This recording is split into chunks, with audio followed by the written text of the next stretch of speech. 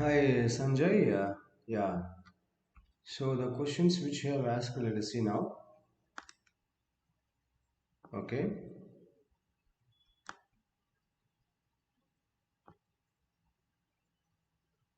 Yes, Nana. Yes.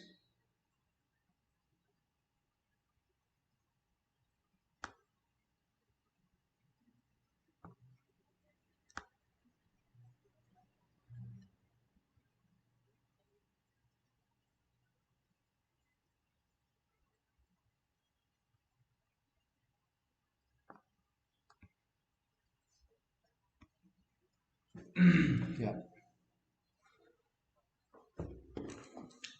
So page number 54. Page number 54. Question number 43. Question number 43. Page number 54. So it is given that it is given in the question that a stone tied to a string of length L is whirled in a vertical circle with the other end of the string at the center. At a certain instant of time, the stone is at its lowest position and has a speed u. The magnitude of the change in its velocity as it reaches the position where the string is horizontal is. So if you try to draw the pictorial representation, if you can draw the pictorial representation of the question, then many things will be clear for you. So it is given that a stone is tied to a string of length L.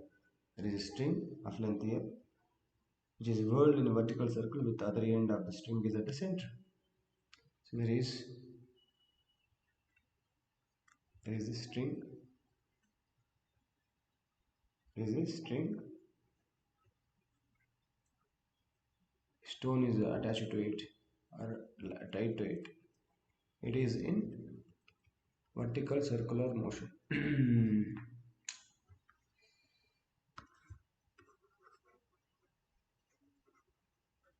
Right.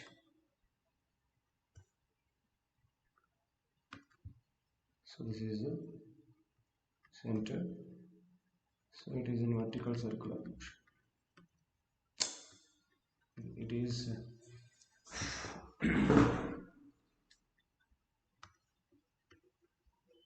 it is in vertical circular motion. Okay. Right. So that string is having length L. Is in this length acts as radius. Acts as radius. The length string is having length L, which acts as radius. At certain instant of time, the stone is at its lowest position, which and is having a speed and velocity u. When it is at the lowest position, has a speed u. The magnitude of the change in its velocity, the magnitude of change in its velocity as it reaches a position where the string is horizontal. String is horizontal means in the vertical circular motion. This will be the position where string is horizontal in its circular motion. At that point, what is change in velocity? At this position, if you say the final velocity is given by the tangent, if this gives the final velocity, change in velocity is given by change in velocity delta v is equal to uh, v minus u, v minus u, v minus u, v vector minus u vector, magnitude you are asked to find. Okay, but as it is undergoing circular motion, by the time it travels from here to here, the vertical distance traveled can be taken as the radius L. L. So B can be taken as B square is equal to U square plus 2AS. This 2AS becomes 2GH. H is nothing but L, 2GL. U square equal to U square minus 2GL. This V square. If this is change in velocity, and it is a vector, what is it, vector sum of u vector plus of minus u vector also you can call it as. So the magnitude of this, if you want, you have to remember what you call parallelogram law. According to parallelogram law, if you have if resultant vector is equal to p vector plus q vector, then magnitude of this is given by square root of p square plus q square plus 2pq cos theta. Here we have this difference between magnitude of the change in velocity can be expressed as this is first vector, second vector can be taken as plus of minus u vector. So magnitude of this can be taken as square of the magnitude of this u square plus square of the magnitude of this plus 2 into this vector magnitude of this vector into this magnitude of this vector. If it is p plus q, if it is minus, then you will get minus here. Okay, that difference you should understand. So minus 2u v into cos of the angle between them. Here when it is initial velocity is this, final velocity is this, means the angle between the horizontal direction vertical direction should be 90. So cos 90 you have to take, cos 90 you have to take, you have to take cos 90. Okay, now as cos 90 is 0, this entire term will become 0. So you can take this as a square root of v square plus u square. V square is this, what is that, u square minus 2gl plus u square. So you will get u square plus u square is 2u square, 2u square under root 2u square minus 2gl. So this is the magnitude of change in velocity. If you see the options, based on the options you have to simplify this. Based on the options, one of the options given here is fourth option. So you have to take the 2 as common. So then you have to say change magnitude of change in velocity vector is equal to square root of 2 into u square minus gl under root. This will be your final answer. Okay, very simple one. So fourth option is the right one. Right. Next,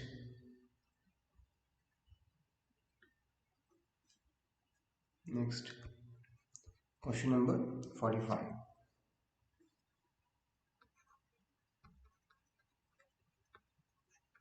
Question number 45. It is given that a simple pendulum is oscillating with an angular amplitude 90 degrees. With an angular amplitude 90 degrees means it is oscillating. If this is fixed point, if you pull this aside, maximum it is going up to here, then again coming back and going up to here. Like this, it is oscillating with maximum 90 degrees of angular amplitude. Okay, that is the meaning of it. That is the meaning of it. It is going up to, from, like it is oscillating like this. The maximum angular amplitude of 90 degrees. If the direction of resultant acceleration of the bob is horizontal at a point where the angle made by the string with the vertical is. If the direction of resultant acceleration of the bob is horizontal, then what will be? Then what will be the angle made by the string with vertical? Let us consider in this case, let us say this is the scenario. So somewhere here let us consider this is the bob. Centripetal acceleration AC will act in this direction. So by symmetry, its weight mg acts in the downward direction.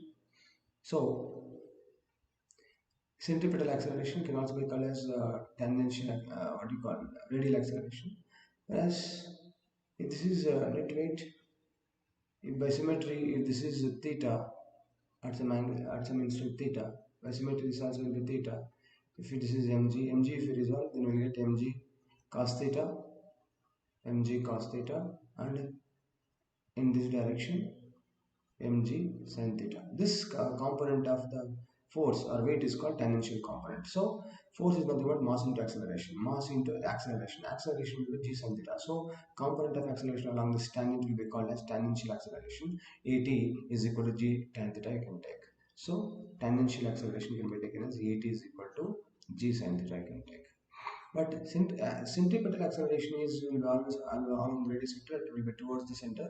So you can take it as AC is equal to v square by r, where r is radius of the circle. Here radius of the circle can be taken as length. So you can also take it as v square by L. V square by L.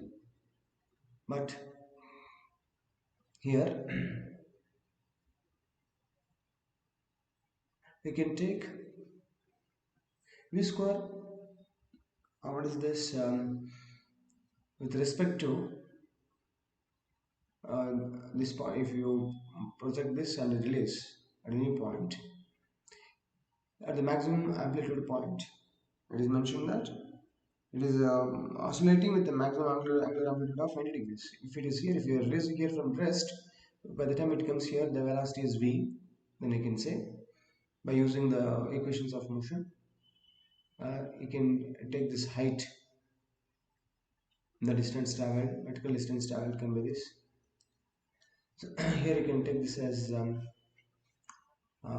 by using the equation v square minus u square is equal to 2as. If you take here initial velocity is 0, 2g h, you can take this as v square is equal to 2g h. But h can be taken as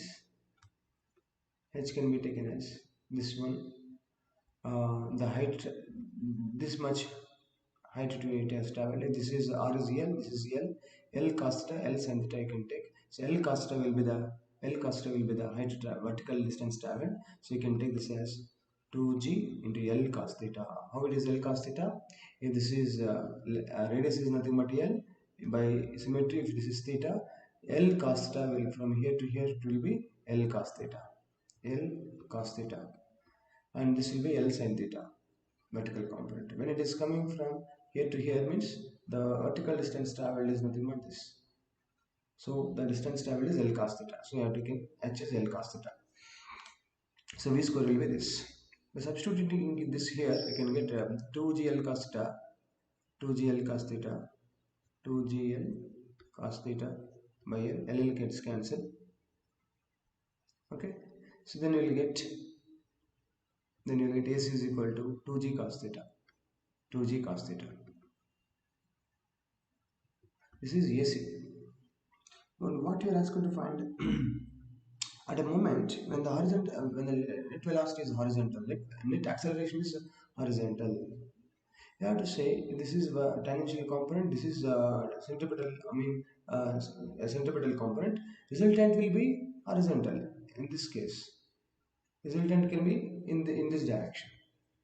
So here by symmetry again, if you say this is vertical, this is making an angle theta with vertical means this also will be theta.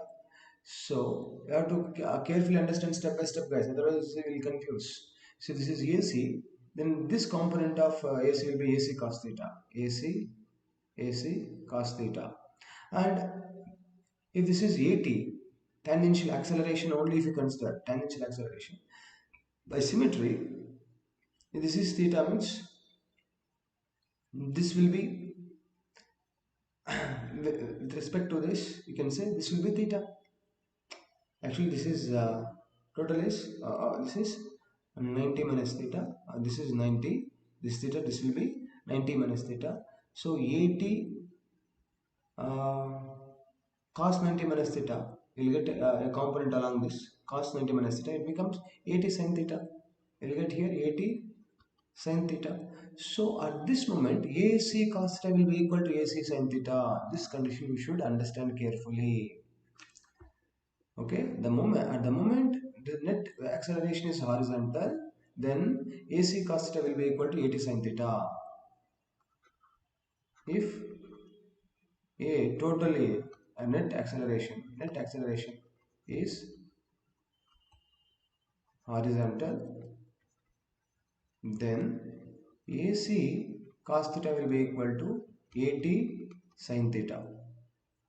Okay, but AC is 2g cos theta. Substitute here, 2g cos theta into cos theta is equal to 80 is from this here, 80 is g sin theta, 80 is g sin theta. So if you substitute this as g sin theta into sin theta, then it becomes g gets cancelled.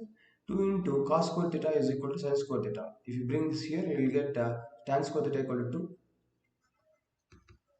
Tan square theta is equal to 2, or tan theta equal to root 2. Tan theta is equal to root 2. Root 2 means root 2 by 1.